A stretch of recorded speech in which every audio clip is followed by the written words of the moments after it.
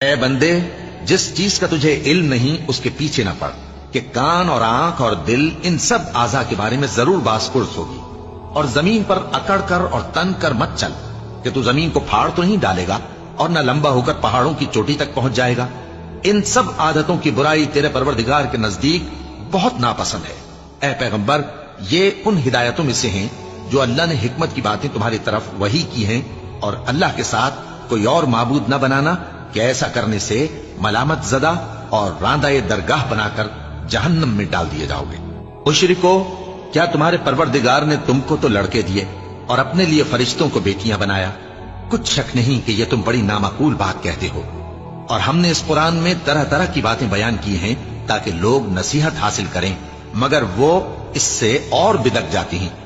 کہہ دو کہ اگر اللہ کے ساتھ اور معبود ہوتے جیسا کہ یہ کہتے ہیں تو وہ ضرور عرش والے کی طرف لڑنے بھیڑنے کے لیے رستہ نکالتے۔ وہ پاک ہے، اور جو کچھ یہ بکواس کرتے ہیں اس سے اس کا رتبہ بہت عالی ہے۔ ساتوں آسمان اور زمین اور جو لوگ ان میں ہیں سب اسی کی تسبیح کرتے ہیں، اور مخلوقات میں سے کوئی چیز نہیں مگر اس کی تعریف کے ساتھ تسبیح کرتی ہے، لیکن تم ان کی تسبیح کو نہیں سمجھتے۔ بے شک وہ بردبار ہے، غفار ہے۔ اور اے نبی، جب تم قرآن پڑھا کرتے ہو تو ہم تم میں اور ان لوگوں میں جو آخرت پر ایمان نہیں رکھتے چھپا ہوا پردہ یعنی حجاب ڈال دیتے ہیں،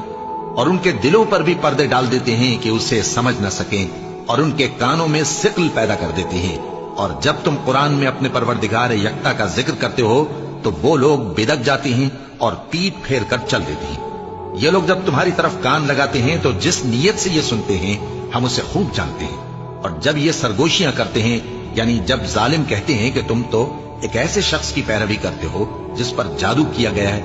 دیکھو انہوں نے کس کس طرح کی تمہارے بارے میں باتیں بنائی ہیں، سو یہ گمراہ ہو رہے ہیں اور رستہ نہیں پا سکتے۔ اور کہتے ہیں کہ جب ہم مر کر بوسیدہ ہڈیاں اور چور چور ہو جائیں گے تو کیا اثر نو پیدا ہو کر اٹھیں گے؟ کہہ دو کہ خواہ تم پتھر ہو جاؤ یا لوہا یا کوئی اور چیز جو تمہارے نزدیک پتھر